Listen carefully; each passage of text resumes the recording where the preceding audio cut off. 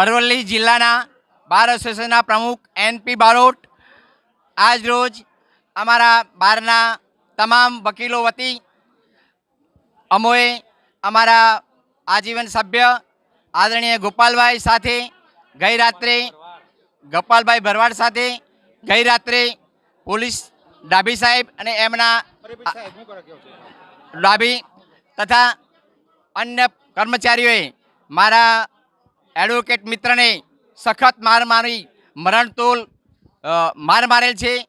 હાલ તેઓ ગંભીર હાલતમાં મોડાસા દવાખાને દાખલ કરેલ છે। વધુ સારવાર માટે હિંમતનગર લઈ ગયા છે અને તેઓ જીવન મરણ વચ્ચે ઝોલા ખાય છે અને આ અમાનવીય વર્તન આ પોલીસનું નહીં ચાલે અને એના માટે અમારા અરવલ્લી બારના મોડાસા માલપુર મેઘરજ ધનસુરા બાયડ બિલોડા તમામ વકીલો અહીં એકત્રિત થયા છે અને જ્યાં સુધી અમને ન્યાય નહીં મળે ત્યાં સુધી પોલીસ અને અમારી જે ડાભી તથા અન્ય કર્મચારીઓ જેમણે ગુનો કર્યો છે તેમની વિરુદ્ધ કાયદાકીય રીતે ચોક્કસ ફરિયાદ ફાડી એમના સામે યોગ્ય પગલાં ભરવા અમારી અને એમને કાર્યવાહી કરે અને એમને સસ્પેન્ડ કરે ત્યાં સુધી અમારી હમણાં ઉપવાસ પર રહીશું અને અમારી હડતાલ અચોક્કસની મુદતની રહેશે અને તમામ વકીલો એક સાથે રહી વકીલોની હિત માટે વકીલો અત્યારે વકીલ એકતા જિંદાબાદ થયેલ છે।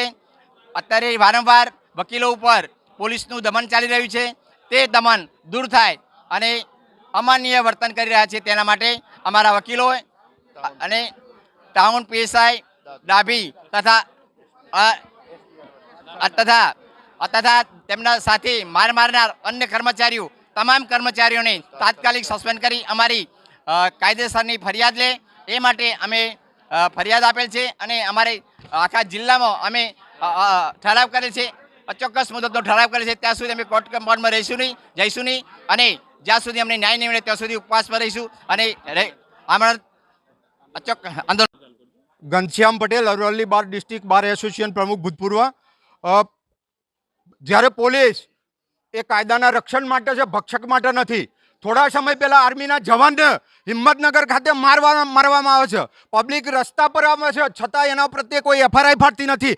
એ જ પુનરાવર્તન અરવલ્લી જિલ્લામાં ડાભી કરીને કોઈ પીઆઈ છે પોલીસ સ્ટેશને, એને વકીલ શ્રી જીટી ભરવાડને હાથ ઉપાડ્યો। અરે ભાઈ, એને કોઈ કાયદાના વિરુદ્ધનું કૃત્ય કર્યું હોય તો તમે પ્રથમ પગથિયું છે ન્યાયનું, તમારે પહેલાં એની એફઆઈઆર ફાડવી હતી। તમને વકીલને મારવાની સત્તા કોને આપી?